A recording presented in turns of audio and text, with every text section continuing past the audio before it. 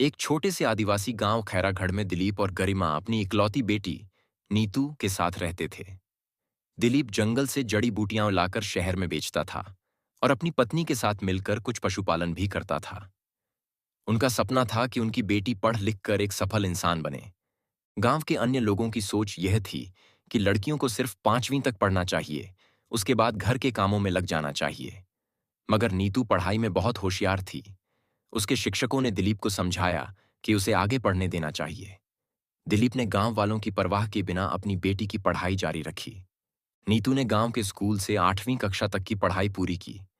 फिर कस्बे के स्कूल में दाखिला लिया, जो 10 किलोमीटर दूर था। उसके पिता ने उसे साइकिल दिलाई, जिससे वह स्कूल जा सके।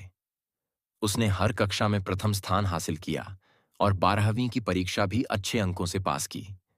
इसके बाद नीतू को अपने शिक्षक और खुद की लगन से यूपीएसएससी की तैयारी करने का जुनून सवार हो गया।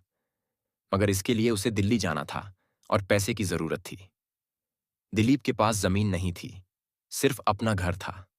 मजबूरन उसने सरपंच से 5 लाख रुपए उधार लिए और घर गिरवी रख दिया।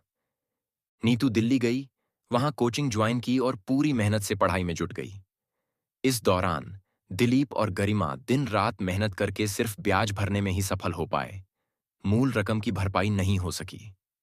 नीतू ने यूपीएसएससी की परीक्षा में कई बार प्रयास किए। कभी वह प्रीलिम्स में तो कभी इंटरव्यू में रह जाती, मगर उसने हार नहीं मानी और आखिरकार चौथे प्रयास में उसने सफलता हासिल कर ली। जैसे ही उसका नाम चयन सूची में आया, उसने खुशी खुशी अपने माता पिता को यह खबर देने के लिए गांव जाने का निर्णय लिया।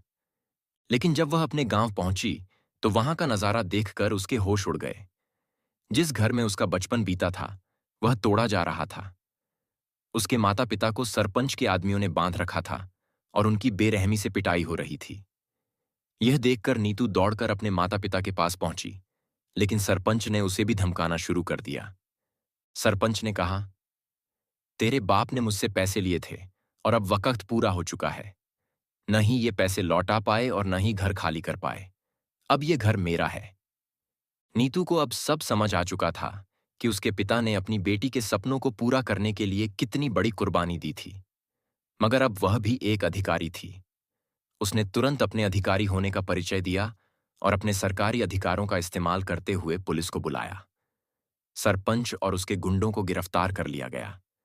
गांव वालों को भी यह समझ आ गया कि एक बेटी की शिक्षा पूरे गांव का भविष्य बदल सकती है।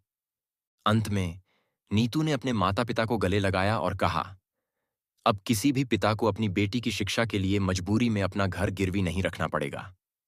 उसकी मेहनत और संघर्ष ने न केवल उसके माता पिता को न्याय दिलाया, बल्कि पूरे गांव में एक नई सोच को जन्म दिया।